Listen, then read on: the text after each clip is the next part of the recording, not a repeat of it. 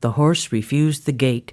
Refused, pinned its ears, act up, 3 times. Wren had been a lactation consultant for 13 years. She knew the cadence of a real emergency. This was not that.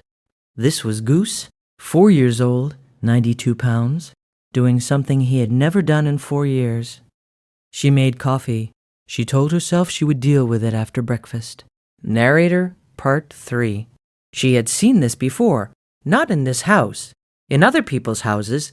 In her training, she had learned that the most dangerous moment for a family was the morning the older pet decided the baby was now competition. She had counseled families. She had taken the call from the ER the night a Labrador, 8 years old, beloved, had bitten a 2-year-old. This morning, in her own kitchen, she was certain the dog was guarding food the toddler had dropped, territorial, escalating. She called Mason at work. He said the things husbands say when they do not want to upset their wives. He said, "Are you sure?" He said he has never done anything. But she could hear the shift in his voice. Goose watched her from the corner of the kitchen. He had not looked away. If you stay for stories about what animals sense before we do, you're in the right place. Subscribe so you don't miss the next one. The decision happened in 20 minutes. Wren put Goose on the back porch and slid the glass door shut. She put Cleo on the rug with board books, and she sat on the couch, and she did not stop shaking. She picked up her phone twice to call the rescue. She put it down twice. Then Goose scratched at the glass in a steady rhythm that did not stop. She thought, "That is the noise that ends a dog's life in this country." She thought, "I will call them at 10. But Goose did not stop. He was not barking. He was not whining. He was throwing himself against a door that was already starting to give. Top 5. The latch broke at 8:47 a.m. Goose did not run to her. He did not approach Cleo. He went past both of them into the back of the house and stopped. He sat. He stared at one specific spot. He whined once, the first sound he had made in an hour.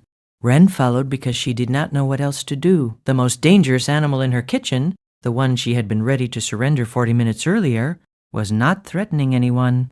He was pointing. The reveal came through the dog leading the parent down the hallway, stopping at one specific door. She did not understand yet. She would in 43 minutes. Have you ever had a moment where you missed something obvious until your dog refused to let you keep missing it? Tell us in the comments. Merit twice.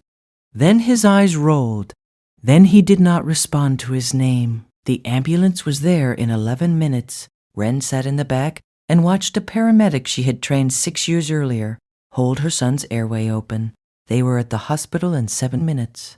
Cleo was in the pediatric ICU in 22. The attending pulled her into the family room and used the phrase, "button battery in the esophagus." The pediatric ENT from Children's Hospital sat across from her and said, "A 20-millimeter lithium cell. If you had brought him in even 30 minutes later, we would be having a different conversation." She thought of Goose pressing his shoulder against the gate. She thought of him staring, not at her son, but past him. She understood, all at once, that it had never been aggression.